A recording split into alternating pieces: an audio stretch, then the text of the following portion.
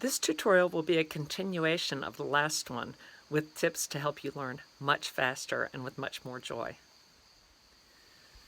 Although I'm showing everything on a double-strung harp, everything applies to both single-strung and double-strung.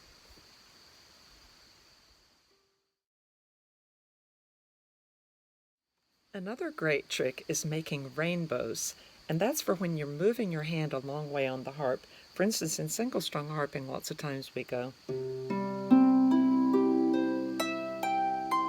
Now, when I moved my left hand from this C158 up to this C first inversion, I made it kind of in an arc, like a rainbow. And that really helps you to relax, and it helps you to get there. And of course, smile and relax your tongue too. But it just helps tremendously, plus it looks beautiful. So let's say on double-strung harp, maybe you're going from this to this. So you're in a rainbow. Goes back and forth like that, up an arc.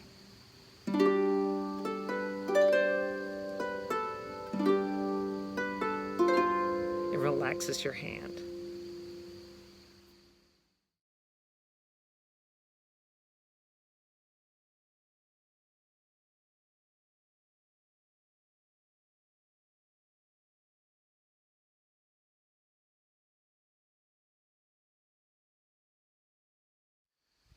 Another thing that can speed up your learning of a new skill is to learn it on the colors. So let's say you're learning how to place on a 158. Do it on an F158. They're all colors.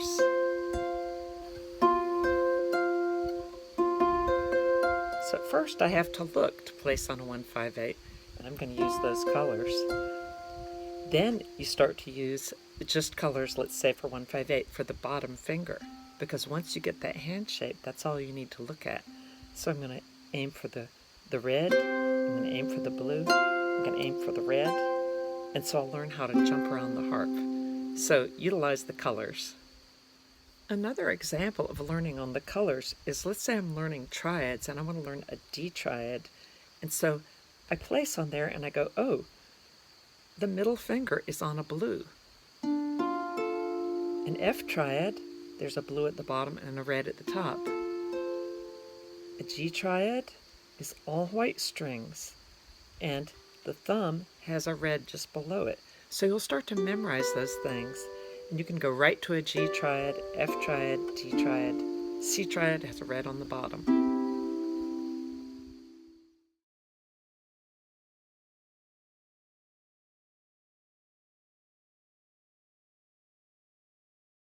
The next tip you've heard before, and I have too, but I still need reminding of it, and that is to go slow.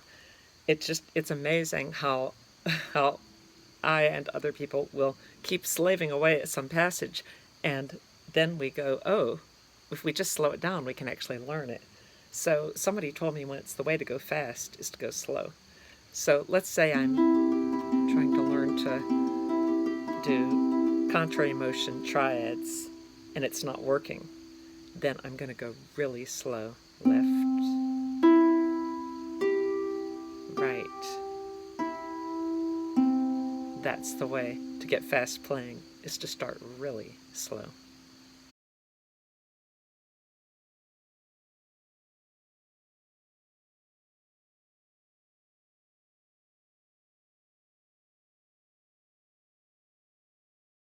One of the things that helps me the very most, and this is for beginners to very advanced players, and that is what I call eyeball bouncing or eye placing, and that is to look ahead and to really get definitive eye movements towards the next string.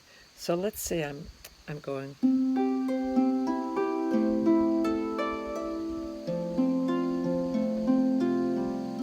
If you look at my head, you might notice that my head is actually moving to the next place. You never look after you place. Why should I watch my fingers pluck here and then have to look for the next place to go? So I place them, and I have my eyes glued on the A where I'm going. Now I'm on the A 158, and my eyes go up to, they bounce from that string up to this string that I'm going to play, the B and the D and E. So sometimes I'm having a problem with the piece, and I will work out the eyeball bouncing or the eye placing this distinctly. I'll go place, glue my eye to the A, place on the A, my eye bounces up to the D. As soon as I place on here, where am I going to? Yeah, so as soon as I place here, my eye bounces down to the F. So, and I will actually practice, like, I might even put my finger there to go, so that my eye practices how far to go. Your eye placing is just as important as your finger placing, and then a piece just becomes automatic. You do it in very small sections, and then see if it works. Hey, it worked.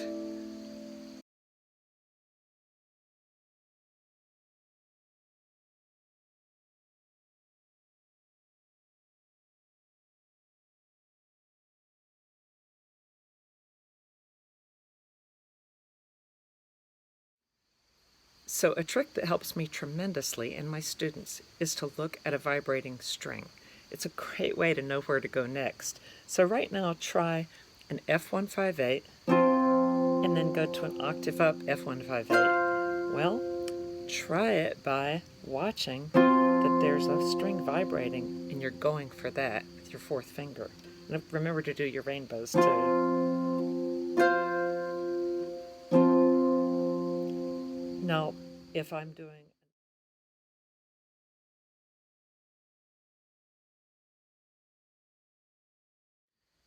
You can also use a vibrating string as a visual reference. Even if you're not going right to that string, maybe you're going to the next string. You still will look for the vibrating string and then go right to the next one. For instance, I'm going to keep my right hand on this C158, so I don't have to move it. But my left hand, I'm going to do a C158, a B168, an A168, a G168, and so forth. And I can see the vibrating C string, so now I'm going to go for the B string. I see that vibrating, I'm going to go for the A string. It's so great.